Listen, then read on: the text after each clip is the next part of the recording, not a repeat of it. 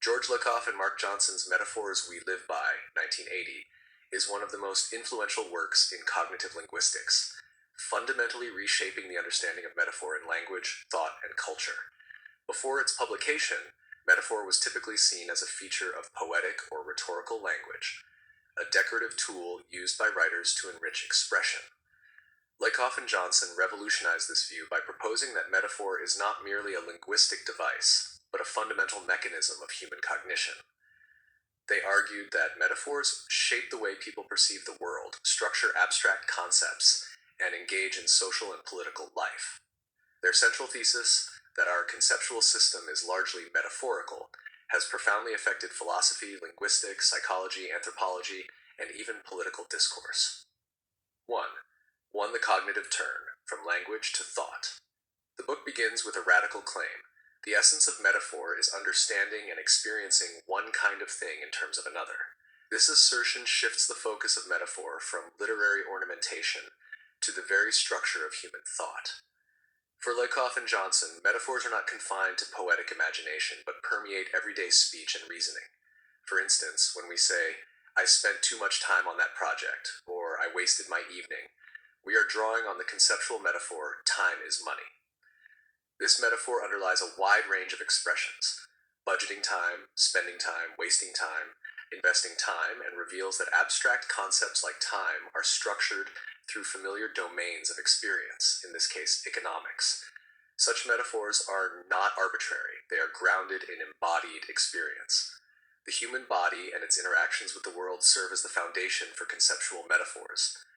For example, UP is associated with positive states. I'm feeling up, things are looking up, while down connotes negativity. He's feeling down, prices went down. This pattern reflects the embodied correlation between verticality and emotion. When humans are happy, they stand upright. When sad, they slump or bow their heads. The metaphors, therefore, are not linguistic accidents, but systematic reflections of how humans experience the world physically and emotionally. 2. The structure of conceptual metaphor. Lakoff and Johnson introduced the idea that metaphors consist of mappings between two conceptual domains: a source domain, the concrete, familiar area of experience, and a target domain, the abstract concept we try to understand. For example, in Argument is War, the source domain of war structures the target domain of argument. We defend our positions, attack others' points, win or lose debates, and shoot down opposing arguments.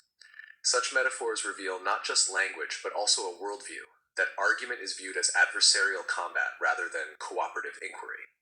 These mappings are partial rather than total. Not all aspects of the source domain are projected onto the target. In Argument is War, we do not normally kill our opponents or sustain physical wounds, yet the metaphor still governs how we conceptualize and conduct verbal disputes. This selectivity is crucial. It shows that metaphors highlight certain aspects of experience while hiding others. The Argument is War metaphor emphasizes conflict and victory, but conceals alternative possibilities like mutual understanding or dialogue. In this way, metaphors can shape social interactions and even moral perspectives. 3. Systematicity and coherence. A key insight of Metaphors We Live By is that metaphorical expressions are not isolated figures of speech, but elements of larger, coherent systems. Metaphors organize entire conceptual frameworks. For example, the time is money metaphor structures a capitalist understanding of time as a scarce, valuable resource. Similarly, life is a journey structures many everyday expressions. We set goals, move forward, reach crossroads, or lose direction. This metaphor also shapes moral and existential views. A successful life is seen as reaching one's destination. Lakoff and Johnson call this phenomenon metaphorical coherence. Within a given culture, metaphors interlock to form consistent patterns of reasoning.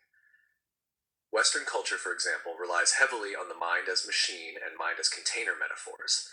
We grind out ideas, put thoughts into words, get things into our heads, and empty our minds. These metaphors reinforce a mechanistic and spatial conception of mental activity, which in turn affects education, therapy, and even artificial intelligence research. 4. The embodied mind and experientialism. A crucial philosophical dimension of Lakoff and Johnson's work is their rejection of both objectivism and subjectivism. They argue for an experientialist alternative grounded in the embodied nature of human understanding. Objectivism, dominant in Western philosophy since Descartes, assumes that knowledge mirrors an external reality independent of the observer. Subjectivism, by contrast, treats knowledge as purely internal, a matter of personal or cultural interpretation. Lakoff and Johnson propose a middle path. Meaning arises from the interaction between mind, body, and environment. Our conceptual metaphors emerge from recurring patterns of bodily experience, what they call image schemas, such as container, balance, path, and center periphery. For example, the container schema derives from bodily experience. We are physical beings bounded by skin, and we interact with other bounded entities, rooms, boxes, cups.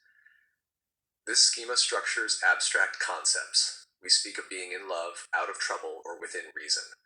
Similarly, the path schema, a source, a trajectory, and a goal, underlies metaphors of purpose and progress. She's on track, he lost his way, we've reached a dead end. Through such schemas, abstract reasoning remains grounded in sensory-motor experience. 5. Metaphor and culture. Lakoff and Johnson emphasize that while metaphor arises from shared human experience, its particular forms are culturally shaped. Different societies may use distinct metaphorical systems to conceptualize the same domain. For instance, in English and other Western languages, argument is war dominates, while in some Asian cultures, argument is a dance or argument is cooking may be more fitting metaphors, emphasizing harmony, rhythm, and transformation rather than conflict. Thus, metaphors reveal cultural models, deep, often unconscious frameworks through which a community interprets reality. This insight has far-reaching implications for intercultural understanding and political discourse. Metaphors are not neutral. They carry moral and ideological weight. Lakoff later developed this idea in his works on political framing, Moral Politics, 1996, Don't Think of an Elephant, 2004, showing how conservative and progressive worldviews rely on different family metaphors, the strict father model and the nurturant parent model. Each metaphor implies distinct moral reasoning about authority, freedom, and responsibility. 6. The power of metaphor in everyday life. One of the most striking contributions of metaphors we live by is the claim that metaphors can shape reality. When a metaphor becomes dominant, it structures not only thought and language, but also action and institutions. The economic growth is health metaphor, for example, leads us to speak of healthy markets or economic recovery, implying that growth is inherently good and decline pathological. This obscures alternative conceptions of well-being or sustainability. Similarly, the nation as family metaphor shapes political debates. The founding fathers, motherland, and sons of the nation evoke emotional and hierarchical associations that legitimize authority and loyalty. Lakoff and Johnson argue that recognizing metaphors as constitutive of reality gives humans the power to question and change them. By making metaphors visible, we can challenge dominant ideologies and imagine new ways of thinking. Feminist, ecological, and post-colonial theorists have drawn heavily on this insight, exposing metaphors that naturalize domination, such as nature is a resource or woman is property, and proposing alternatives that emphasize interdependence and care. 7. Criticisms and debates. Despite its revolutionary impact, Metaphors We Live By has faced criticism. Some philosophers argue that Lakoff and Johnson overstate the universality of metaphor, underestimating the role of literal cognition. Others claim that the notion of conceptual metaphor blurs distinctions between linguistic convention and cognitive structure. Empirical psychologists have also questioned whether metaphorical mappings truly shape thought or merely reflect it. Nonetheless, advances in cognitive science, particularly in embodied cognition and neurolinguistics, have provided growing evidence that metaphorical processes are deeply rooted in neural patterns of perception and action. Moreover, later researchers have expanded and refined Lakoff and Johnson's model. Zoltan Kovacevic explored cross-cultural variations of metaphor. Raymond Gibbs investigated psycholinguistic evidence for metaphorical reasoning, and Jill Fauconnier and Mark Turner developed conceptual blending theory, which extends the metaphor model to more complex forms of cognitive integration. These developments attest to the enduring fertility of Lakoff and Johnson's insights. Philosophical implications. Philosophically, Metaphors We Live By challenges the Cartesian legacy of disembodied reason. It replaces the ideal of an objective, universal rationality with a vision of embodied reason, reason grounded in the contingencies of human experience. This shift aligns with phenomenology, Merleau-Ponty, pragmatism, Dewey, and hermeneutics, Gadamer, all of which emphasize understanding as situated and embodied. Lakoff and Johnson show that logic itself can be metaphorical. We speak of supporting arguments, foundations of belief, and structures of reasoning. Even mathematics, they suggest, builds on metaphorical projections of spatial and quantitative experience. 9.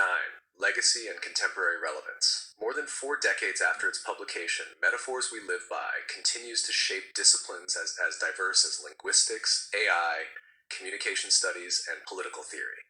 In the digital age, metaphors structure new conceptual landscapes. The web, the cloud, information highways, and data mining all extend the logic of embodied metaphor into virtual space.